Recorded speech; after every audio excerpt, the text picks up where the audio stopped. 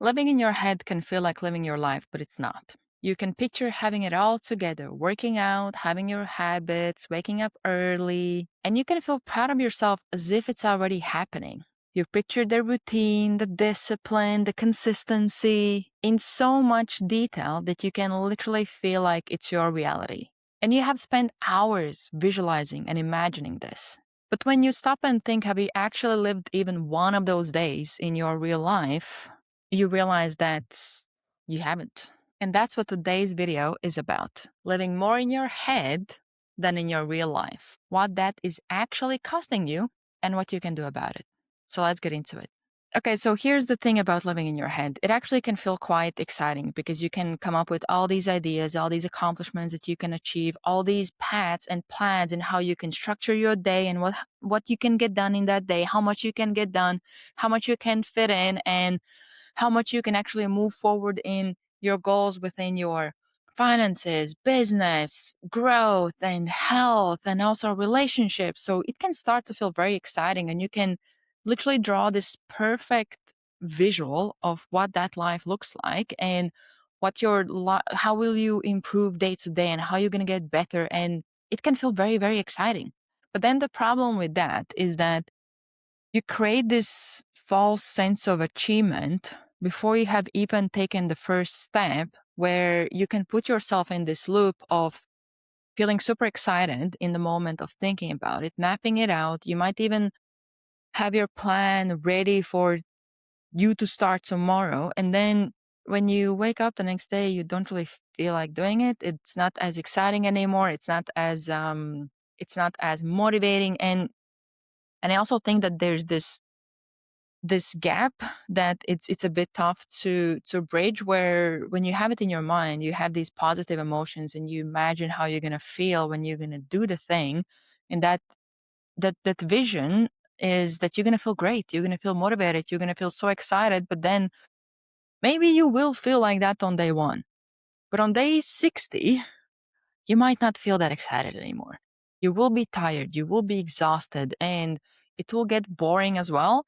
So I think partly that the challenge in that is that once you bridge the gap between the vision and the reality, you actually start to see that it doesn't feel as good. It's not as exciting. It actually requires work, and doing that work makes you tired. So by the end of the day, you don't actually have the same amount of energy that you had at the beginning of the day, but the list is still there. So I think it's just being mindful that this gap can affect you. And also flipping it, you might even have some negative scenarios that you create where you now start to think your way out of doing something because of all the potential negative scenarios that you come up with of what can go wrong, what will the other person say, how will you be perceived, how you're not ready yet, all these things that now can get in your way to actually taking the first step. So in both ways, one is you're getting excited, the other one is you're getting anxious or you talk yourself out of it.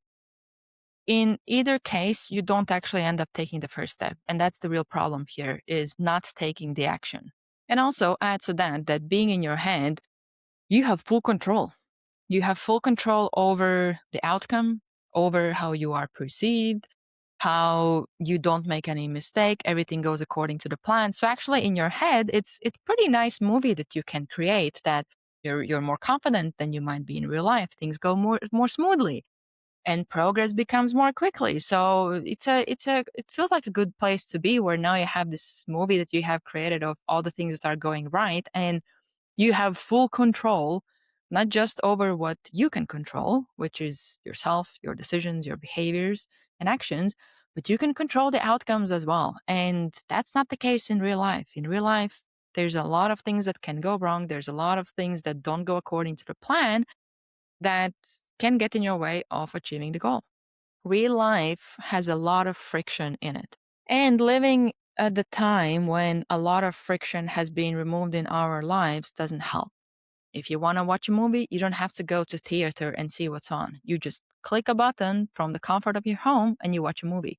If you want to have food, you don't have to now go to the store, get the food, cook it up, and then you have food. You just open your app, order food, and then you have it delivered to you. So there's a lot of friction that we have removed from our lives which doesn't help us to actually embrace that friction-full life or reality that it is, where there is friction. There are things that you need to overcome, and it's like a muscle that you need to build, where you need to do things that require friction, that are uncomfortable, that feel hard for you to be able to do more of those things. But because we are not used to friction, the moment friction comes up, when you start to take action, you can end up getting back in your head where there's no friction, things are going smoothly, and it's easier to be there than to be out there in the real life facing the reality and the friction that comes with it. I think also that if you're somebody who's very ambitious, where you map out these huge visions, that's another place where it can be harder to take that first step, because if you just want to be a bit more active or you want to move more, then it's a bit easier to go and take the first 5-minute workout. But if you have this plan of being Olympic athlete, then it's much bigger gap that you need to bridge, where it can feel very overwhelming to even take that first step. And add to that, being somebody who is perfectionist, where everything needs to be perfect even before you start taking the first step, where it can literally, you can get in this, you can create this false reality or this lie to yourself that you are just planning things out, you're getting ready, you need to have this perfect plan. And by the way, I have done all this. I have so many plans. Like, I can't even tell you how many times I have put together business plans. I have put together fitness plans, workout plans. There's so many plans, like how am I going to build my habits, how am I going to build this skill and that skill. And I have mapped everything out, and I never end up doing it. I literally spend this whole time creating this plan that within a week, I now start to nudge it. I start to change it instead of just sticking to the plan and trusting the process.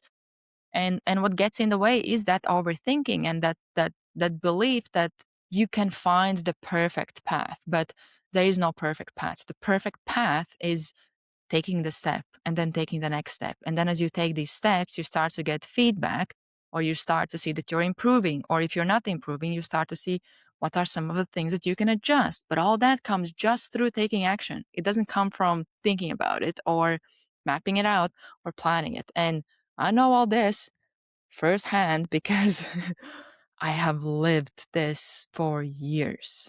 Living in your head has pretty high price as well.